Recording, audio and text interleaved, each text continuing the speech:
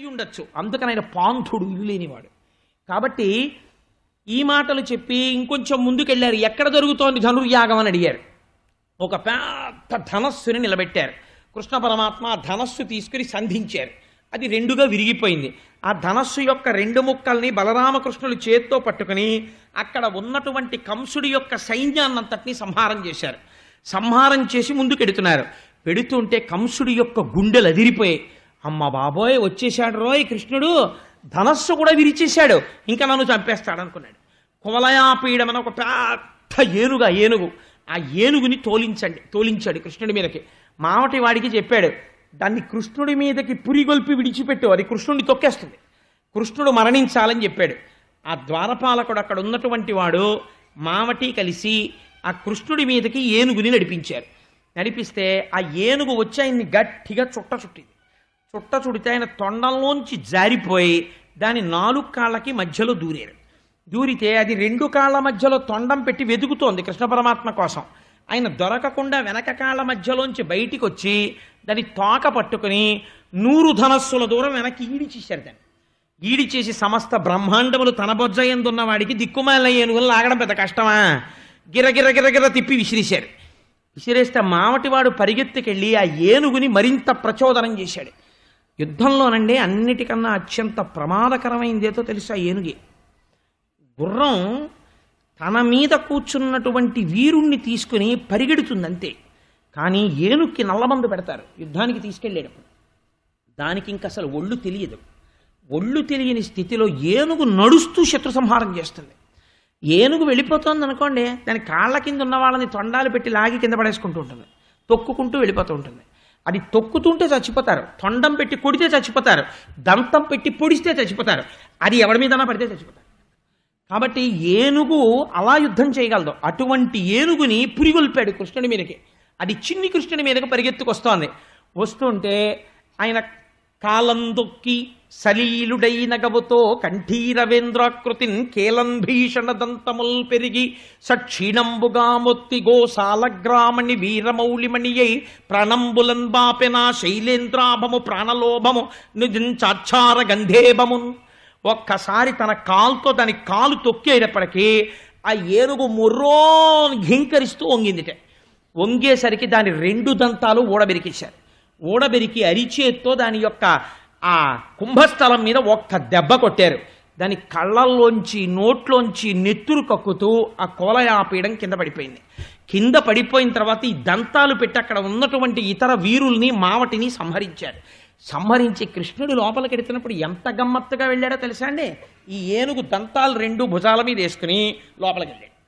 చిన్ని కృష్ణుడు ఒక చిన్న పట్టుపంచోటి కట్టుకుని నెమలీక పెట్టుకుని ఆ 2 దంతాలు వేసుకుని లోపలికి వెళ్ళిపోతున్నాడు. నీలాదేవిని తిరుప్పావై అని మన వాళ్ళు చదువుతుంటారు కదా మార్గశీర్ష మాసంలో. ఆ నీలాదేవికి మంచం చేయించాల్సి వస్తే నేను అందరిలా మంచాలు కొండని చెక్కతో చేయించడం ఏమిటని చెప్పి ఈ కువలయాపీడం నుంచి లాగేసేటటువంటి దంతాలతోటే మంచం చేయించేట ఆయన ఆవిడికి. అందుకని ఈ ఏనుగు దంతాలు వేసుకుని లోపలికి ఎడుతున్నాడు. ఈ కువలయాపీడము అన్న పేరు ఏనుగుకి చాలా ఆశ్చర్యంగా ఉంటుంది. కువలయాపీడము అంటే ఏమిటో తెలుసా అండి? కు అంటే భూమి, వలయము అంటే భూమండలం. ఈ భూమండలమును పీడించున్నది ఏది చెప్పండి? మీరు ఇలా భూమి మీద ఉండి పృథివీ వికారమైన మనం పూజ చేద్దామని కూర్చుందాం అనుకుంటే ముందు మనని అడ్డేది ఏదంటే దేహాత్మాభిమానమే. ఈ శరీరాహంకారమే మనని పాడి చేసేస్తుంది. ఇవాళ అంతసేపు కూర్చోవాలా అంటుంది. ముందు కూర్చున్న దగ్గర నుంచి అస్తమానం ఇలాగే ఏదో రాచకార్యం ఉన్నవాళ్లే. పేపర్ చదవమనండి, అసలు ఇలా చూడ్డం. టీవీ చూడమనండి, ఇలా చూడ్డం. పనికి మాలిన కబుర్లు చెప్పమనండి, ఇలా చూడ్డం. పూజా మందిరంలోకి మర్చిపోకుండా వాచి పెట్టుకుని ఎడతాడు. ఎందుకంటే అస్తమానం దీంతోనే పని. ఒక అరగంట కూర్చున్నాడు అనుకోండి, అమ్మ బాబోయ్ అరగంట సేపు కూర్చున్నానా అని ఇంకా తాను సాక్షాత్ మోక్షం కూడా దాటిపోతున్నట్టు, ఇంకంత పుణ్యాన్ని ఈశ్వరుడు కూడా భరించలేడు, ఏమైపోతాడో పరమాత్మ అని బెంగ పెట్టుకున్న వాళ్ళే లేచి వచ్చేస్తాడు. కాబట్టి కువలయాపీడము అంటే దేహమునకు సంబంధించినటువంటి అహంకారము. ఎందుకు పనికిరాని దీన్ని పట్టుకుని శాస్త్రమునందు దీన్ని ఏమని పిలుస్తారో తెలుసా అండి? మీకు ఒక మాట చెప్తే మీరు ఆశ్చర్యపోతారు. శాస్త్రంలో దీన్ని ఏమని పిలుస్తారంటే, మనం ఎవరు మీరంటే నేనని దీన్ని చూపిస్తాం. శాస్త్రంలో దీన్ని ఏమంటారంటే అన్నవికారము అని పిలుస్తారు. ఎంత గొప్ప మాట చూడండి.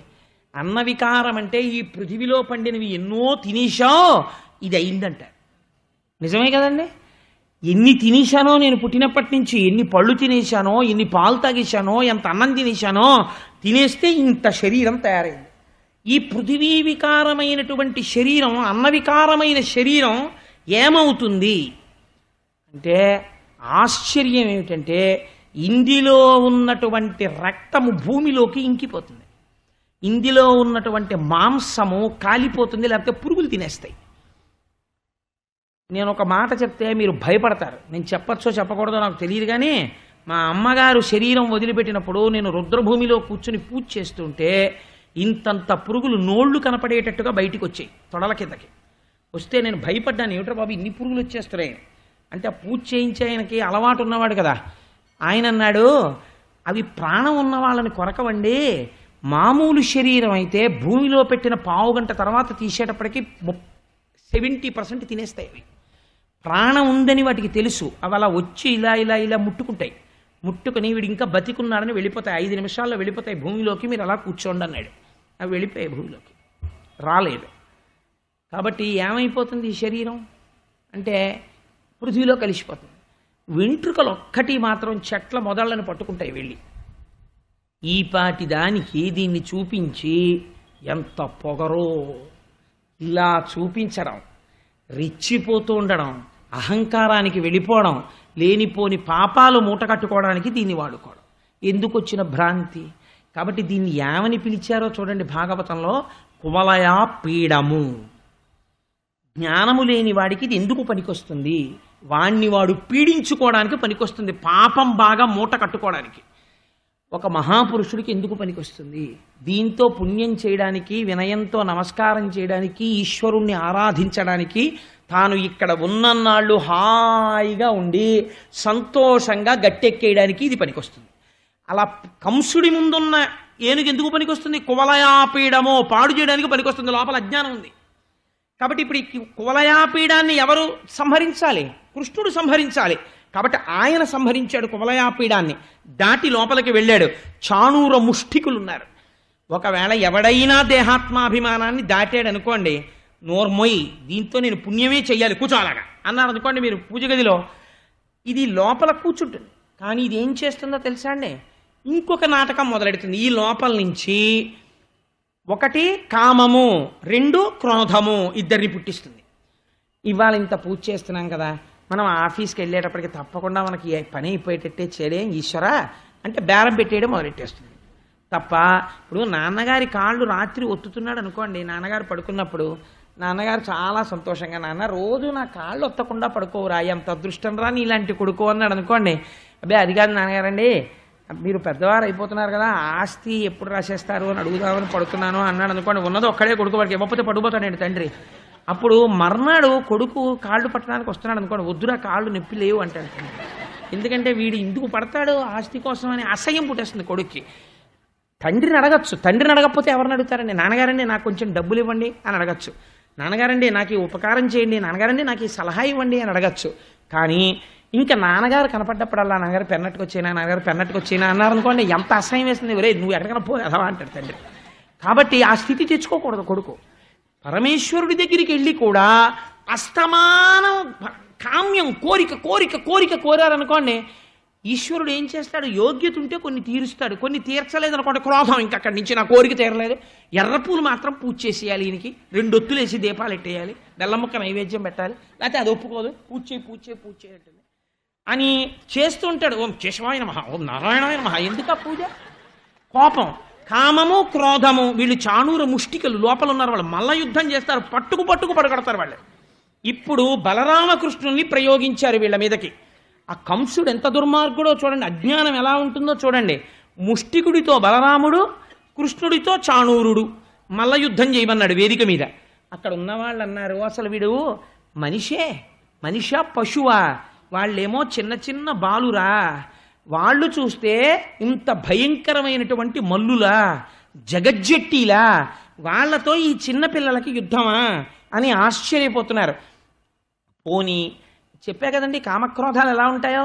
వాళ్ళైనా మర్యాదగా అయ్యో పిల్లలు వాళ్ళతో మనకి యుద్ధం ఏమిటి అన్న భావన వాళ్ళకుందా. వాళ్ళన్నారు మహిమతో ఉండంగా మధురా నగరము కాని సొంపార వైకుంఠపురము కాదు, గర్వించి ఉండంగా కంసుని సభ కాని సంసార రహితుల సభయు కాదు, ప్రకటించి వినగనా బాహునాదము కాని నారద వీణాస్వనంబు కాదు, చతురులాడంగ మల్లజన నిగ్రహము కాని రమతోడి ప్రణయ నిగ్రహము కాదు, సాగి తిరుగంగ వేదాంత విధి కాదు, మొరగిపో మునిజనముల మూల కాదు, శౌరి నామూల నీవెందుపోయేదింకా.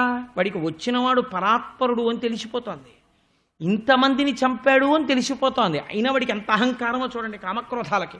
వాడన్నాడు ఇదేం వైకుంఠపురం అనుకుంటున్నావా, కంసుడి సభ. ఇది ఏమైనా సంసారాన్ని వదిలిపెట్టేసిన వాళ్ళ సభ అనుకుంటున్నావా, ఇదంతా గర్వించి ఉన్న వాళ్ళ సభ. ఇది ఏమైనా నారదుడు మీనేటటువంటి వేణనుకుంటున్నావా, కాలదండం లాంటి నా పిడిగుద్దు. ఇది ఏమైనా లక్ష్మీదేవితో పరాచికాలాడడం అనుకుంటున్నావా, నాతోటి యుద్ధం, నా భుజాల్ని నేను కొట్టినప్పుడు వచ్చే ధ్వని. పిల్లడా నాతో యుద్ధం చేస్తావా, నువ్వెక్కడికి పారిపోతావు, పారిపోవడానికి భక్తుల గుండెల్లేవు, సాగి నువ్వు నడవడానికి వేదాంత వీధి కాదు, రా నిన్ను మట్టు పెడతానన్నాడు. ఇద్దరూ కలియబడ్డారు. చాణూరుడితో కృష్ణుడు, ముష్టికుడితో బలరాముడు. బ్రహ్మాండమైన మల్ల యుద్ధం జరిగింది. గరుడు పాముల్ని పట్టుకుని ఎగరేసుకుపోయినట్టుగా ఇద్దరు వాళ్ళిద్దరిని సంహరించారు. వీళ్ళిద్దరినీ సంహరించగానే కోలయాపీడమా మరణించింది, ధనస్సా విరిచేశాడు, చాణూర ముష్టికులా మరణించారు. కంసుడి గుండె అదిరిపోయింది. ఆ సింహాసనం మీద కూర్చుని ఉన్నాడు. వెంటనే కత్తి పైకి తీసి ఒరే ఉగ్రసేనుడు ఎక్కడున్నాడో బంధించండి, వసుదేవుణ్ణి సంహరించండి, దేవకిని సంహరించండి, ఈ గోపాల బారుని మట్టు పెట్టండి అని ఉన్మాదంతో కేకలేస్తున్నాడు. ఒక పిచ్చి ఎక్కువైపోయిన వాడు ఆఖరికి వెర్రి పెంచుకుపోయి ఎలా చచ్చిపోతాడో చూడండి. పోతన గారు ఎంత అద్భుతమైన పద్యం రాశారంటే, ఆ మంచాగ్రంబున నుండి రంగధరణి మధ్యంబునన్ కూలియే సంచారంబును చేలేక చిక్కి జనులు ఆశ్చర్యంబునం చూడగా పంచత్వంబును పొందియున్న కుమతున్ కంజాక్షుడిచ్చన్ వడిన్ పంచాస్యంబు గజేంద్రునిచ్చు పగిదిన్ బాహోబలోల్లాసియై. కృష్ణుడు ఒక్క దూకాడంటే ఆ సింహాసనం మీదకి, వాడి జుత్తు పట్టుకున్నాడు ఇలా కంసుడిది, అంతే వాడు పంచత్వం పొందేశాడు, చచ్చిపోయాడు. వాడు కత్తి విసరలేదు, యుద్ధం చేయలేదు, ఏమీ చేయలేదు. వాడు ఎందుకు చచ్చిపోయాడు అంటే వాడు ఎప్పటి నుంచో చచ్చిపోతున్నాడు. వాడు కృష్ణుడు వచ్చేస్తాడేమో, నన్ను చంపేస్తాడేమో, కృష్ణుడు వస్తాడేమో, చంపేస్తాడేమో, ఇదే భయం. నిజంగా కృష్ణుడు గుండెల మీద కూర్చునేటప్పటికీ ఇంకా నా మహాయుద్ధం అంటే అయిపోయింది అనుకున్నాడు, అయిపోయాడు అంతే. పంచత్వంబును, పోతన గారు ఎంత గొప్ప మాట వాడేశారో చూడండి. వాడు చచ్చిపోయడం లేదు, పంచత్వంబును, వాడి పృథివీలోకి, జలంలోకి, ఆకాశంలోకి, అగ్నిలోకి వెళ్ళిపోయారా అన్నాడు అంతే. పంచత్వంబును పొందియున్న కుమతున్ కంజాక్షుడిచ్చన్ వడిన్. ఆ కృష్ణుడు ఆ కంసుణ్ణి పట్టుకుని సింహం ఏనుగుని ఎలా ఎత్తుకుపోతుందో అలా కిందకి ఈడ్చుకొచ్చి గిరగిర తిప్పి ఆ శరీరాన్ని సభా మధ్యంలో పారేశారు. తదనంతరము ఉగ్రసేనుడికి పట్టాభిషేకం చేసి దేవకీ వసుదేవుల్ని విడుదల చేసి యజ్ఞోపవీతాలు వేసుకుని ఉపనయన సంస్కారం పొందారు. పాపం. If you like this video, hit the like button. For more videos, subscribe to our channel. If you have learned anything from this video, comment down below. Subscribe.